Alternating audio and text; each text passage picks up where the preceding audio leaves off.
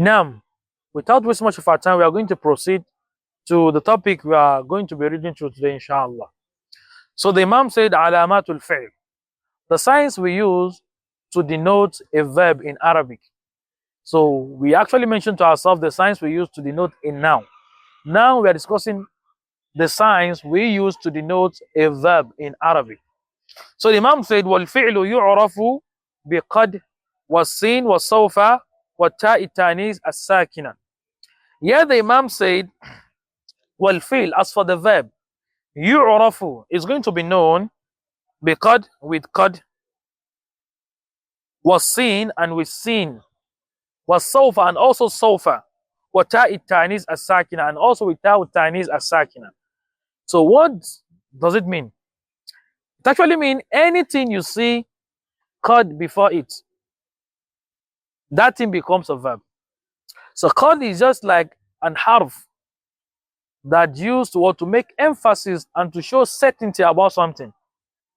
So example we can give here is Allah subhanahu wa ta'ala Rabbul Izzah said in the Quran, قَدْ سَمِعَ اللَّهُ قَوْلَ الَّتِي تُجَادِلُكَ فِي زَوْجِهَا وَتَشْتَكِي إِلَى اللَّهِ. قَدْ سَمِعَ اللَّهُ. The qad comes, sami'a comes. This is an indication that the sami'a becomes a verb. So قَدْ سَمِعَ اللَّهُ قَوْلَ الَّتِي تُجَادِلُكَ فِي زَوْجِهَا. Qad is a sign we use to denote a verb in Arabic.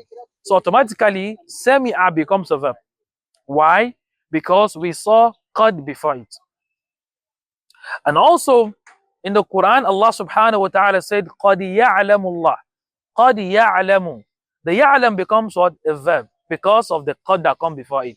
So for you to denote that this is a verb in Arabic, you are going to see what? Either you see qad before it. So whenever you say qad, anything that comes after becomes automatically a verb in Arabic. Was seen, and also we use seen to denote a verb in Arabic. The letter sin from the Arabic alphabet.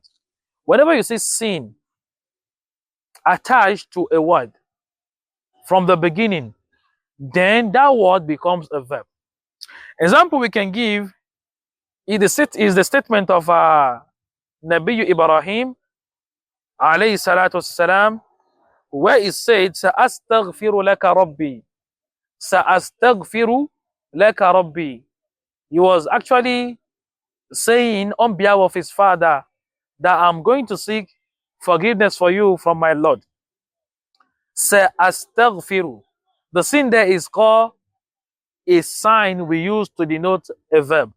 Astaghfiru becomes a verb automatically because of the sin that comes before it. So what is the work of that sin? The work of the sin is shows that is something that is going to happen in the future. So the sin is called harfu al-istiqbaliyah. It is an harf that is used to denote something that is going to occur in the future. So he said, I'm going to seek forgiveness for you from my Lord.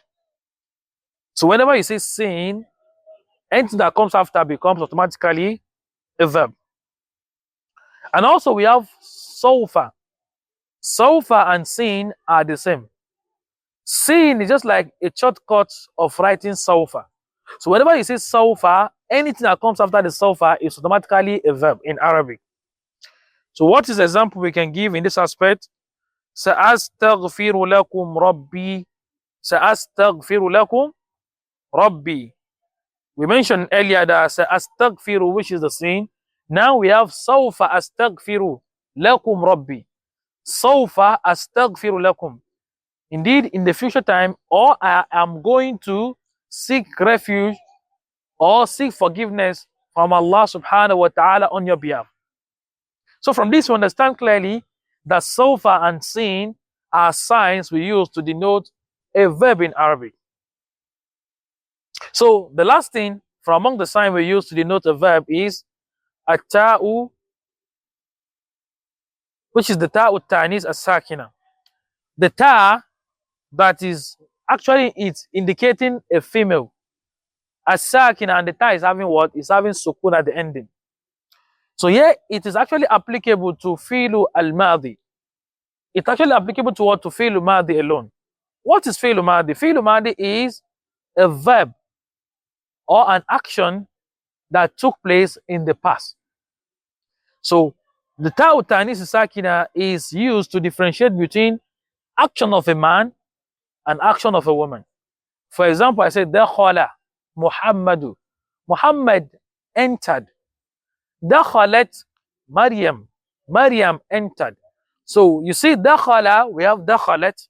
The ta at the end of dakhalat is what we call ta'u ta'nis as-sakina. So whenever you see a word in Arabic ending with the ta'u ta'nis as-sakina, you should know that that word itself is a verb in Arabic. What's our example? The example we can give here is the statement of Allah subhanahu wa ta'ala in Surah An-Naml. Allah said, وَقَالَتْ نَمْلَةُ وَقَالَتْ نَمْلَةُ. The ant said. قَالَتْ نَمْلَةُ. The ant said. So from this, we understand clearly that we can denote our noun and also we can denote our verb with signs. And the signs of ismu is al-khafd, which is kasra.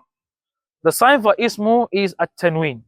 The sign for ismu is alif wa lam al-ma'rifa. And also I mentioned that the sign for ismu is al-idafa. Or whenever you see any of the uruf al-jarri coming before any word in Arabic, that word becomes ismu. And now we are discussing about what the signs we use to denote a verb. We said we have qad. Whenever you see qad, anything that comes after the qad becomes a verb. We have seen. Whenever you see seen at the beginning, attached to something, that thing that the sin is attached to is a verb. Whenever you see sawfa, anything that comes after the sawfa is a verb. And whenever you see ta with tanis, an open ta ending with sukun at the ending being attached to a word at the ending, it's an indication that that word is a verb. Wassalamu alaikum wa rahmatullahi wa barakatuh.